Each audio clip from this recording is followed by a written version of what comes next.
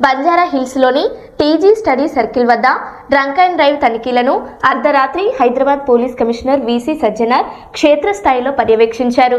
నూతన సంవత్సర వేడుకల నేపథ్యంలో డిసెంబర్ 31 రాత్రి వరకు నగర వ్యాప్తంగా స్పెషల్ ఎన్ఫోర్స్మెంట్ డ్రైవ్ కొనసాగుతుందని అన్నారు.